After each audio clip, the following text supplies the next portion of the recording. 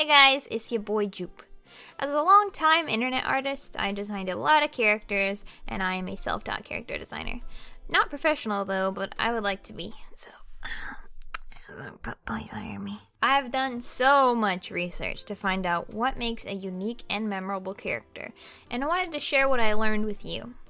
Good character design is essential whenever you want to make characters for a game, movie, comics, webcomics, mascots, and everything in between. You want those characters to really stick in people's minds. There are two main points you should follow that I will explain in order of importance.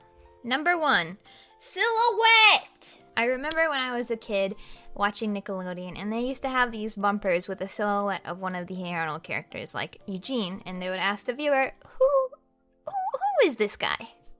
It would later reveal the silhouette to be like an open can on top of 2 balloons or something, I don't know.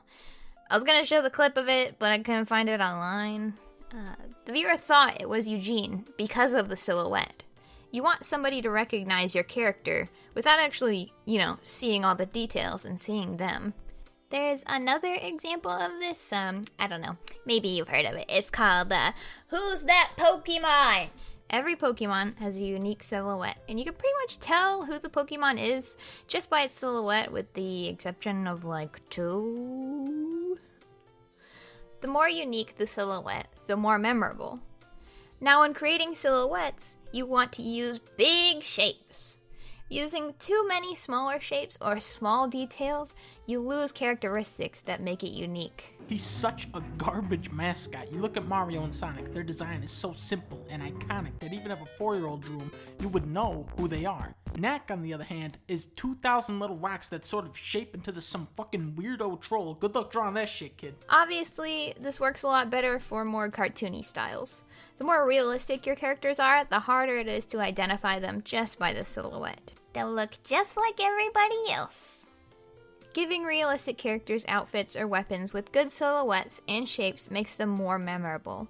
For example, Doctor Who's scarf and Ivy's snake sword. And the same goes with pretty much any fighting game character.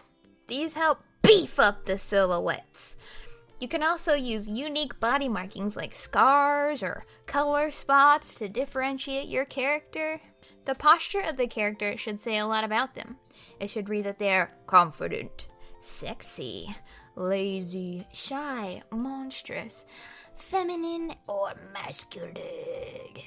It should give the character more character. Overwatch characters and pretty much any characters Blizzard creates have unique silhouettes. Same goes for most League of Legends characters, even their weapons are uniquely shaped. These kinds of games offer different skins for characters, but the overall silhouette helps say that they are the same character. Even with slightly differing shapes and colors, you still get the impression that they are still them. These are good examples of slightly more realistic character designs. On the other end of the spectrum, in the more cartoony realm, you have things like kids' cartoons, of course. The silhouettes are so varying, and again, remember to use big, simple shapes. You can start by drawing a bunch of silhouettes and pick the one you like the most. Then draw on top of it to define what those shapes can be: hair, outfit, accessories, etc. This is a technique that a lot of professionals use. You can see why silhouette is so important. I can't stress this enough. There are so many examples of good character silhouettes out there, and it's something that you'll notice now forever. So take a look around, and you'll definitely notice that your favorite character maybe has, a certain silhouette about them. Number 2, color palette. Color palette is important, but not as much as silhouette. It's the reason why whenever I see yellow and blue together, I think of the Minions. Whenever I see red and white, I think of Hello Kitty. Purple and green, the Joker, and so on. Whenever I wore a yellow and black striped shirt, people always said I reminded them of bees. Do you remember the character Bees? Colors remind you of things. Therefore, it's important to keep color schemes in mind when creating good or bad characters. Disney villains almost always have darker color schemes and have pointy features or eyeshadow. They tend to have colors consisting of blacks, purples, deep reds, and greens. I have a character that's bad, and I took a color palette of a deadly snake and gave her those colors. So it's kind of like a cheat sheet to use an animal's palette associated with your character's personality. I would highly recommend using color palettes that occur in nature to help your character's story. Color palettes can also magically make one character into another character. Huh, imagine that! I talked a bit about accessories and fashion in the silhouette portion of the video, and I feel it fits more into the color palette section, you know, a little more in depth. Now, on the subject of outfits, try to stray away from the t-shirt and blue jeans character that's in like every daily or weekly gamer webcomic series ever. Research a little bit into fashion and really take a risk. You want something that's going to make your character pop and not blend into a crowd. Unless your characters are background characters and don't matter that much. And I mean, even still, explore shapes and colors. A tool that I like to use for color palettes is a website called Coolors. This isn't sponsored. I could really use any color scheme generator used in web design, but you know, I like Coolors.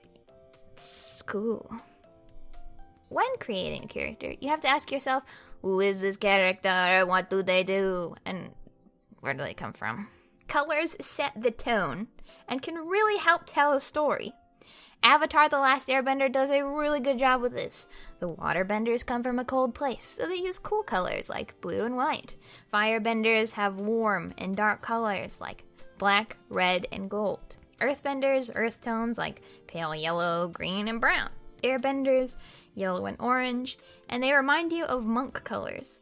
So colors can really help when you're conveying that your character comes from somewhere or is a certain way. You know, happy characters will wear brighter colors and sad characters will wear cooler colors. You also want to take into consideration your environment's colors and aesthetic.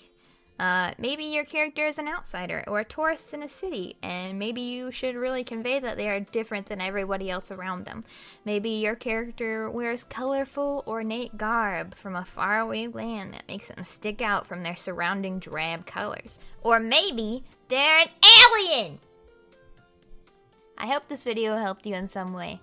If you have any questions, please leave them down below. Please like and share the video. I know a ton of artists, beginners or advanced, will find this information helpful, hopefully, in some way. You know. Thank you for watching. Have a great one.